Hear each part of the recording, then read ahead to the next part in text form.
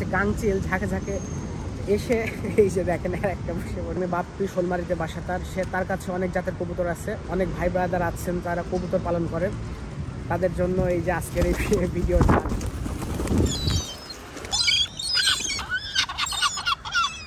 আপনাদেরকে একটা চমৎকার জিনিস দেখাবো বলে। তো বন্ধুরা, আমার হাতে দেখতে পারবেন একটা বিস্কিটের প্যাকেট, আর এখন হচ্ছে একটা ম্যাজিক দেখাবো আপনাদেরকে। বিস্কিট নিলাম, মজা আছে, একটা মজা দেখাচ্ছি আপনাদেরকে, একটা দৃশ্য দেখাচ্ছি।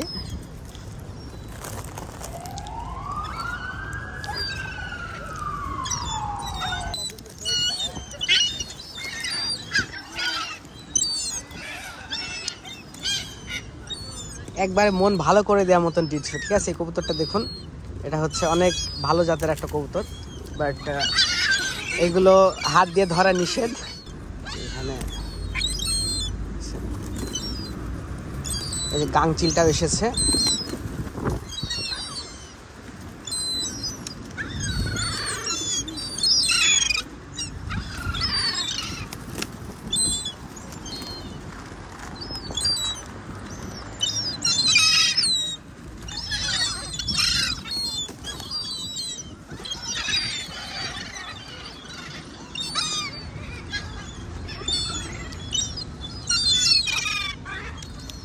বিকেল টাইমে হচ্ছে আরো পাখি দেখা যায়, এখন একটু কম দেখা যাচ্ছে যেহেতু দুপুরের সময়।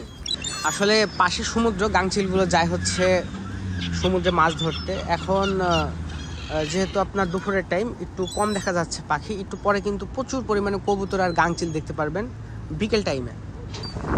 বন্ধুরা, এইখানে আসলে কিন্তু হচ্ছে আমার মনটা ভালো হয়ে যায়। আসলে এতগুলো পাখি একসাথে দেখি আমি অবাক হয়ে যাই মাঝে মাঝে, হ্যাঁ, যে কোথায় থেকে আসে।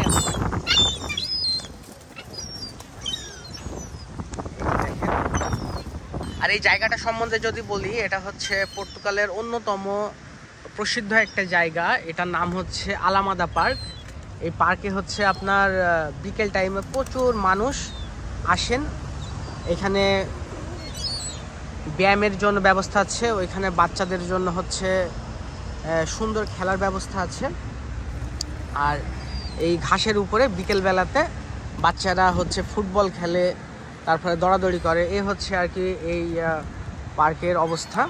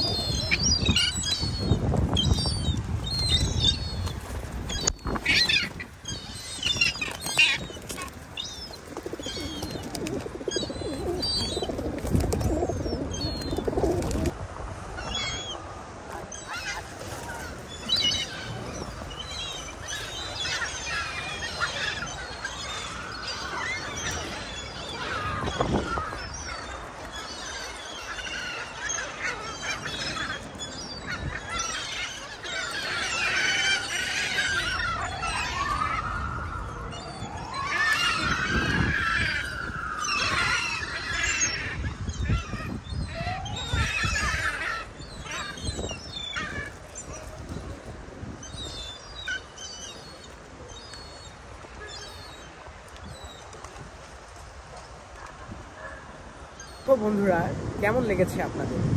এই যে কবুতরকে আমি বিস্কিট খাওয়ালাম, কতগুলো কবুতর ঝাঁকে ঝাঁকে এবং হচ্ছে গাংচিল ঝাঁকে ঝাঁকে এসে এই যে দেখেন একটা বসে পড়েছে, ঝাঁকে ঝাঁকে হচ্ছে এসে বসছে এখানে। আসলে শুধু দেখার মতনই, আর একটা দৃশ্য, কিছু বলার নেই আমার। যারা কবুতর লাভার আছে, আমার পেজে অনেকে আছেন যারা কবুতর ভালোবাসেন, অবশ্যই হচ্ছে আমাকে কমেন্ট করবেন। অনেক কবুতর লালন পালন করতাম, আমার আব্বু অনেক কবুতর লালন পালন করে বাংলাদেশে।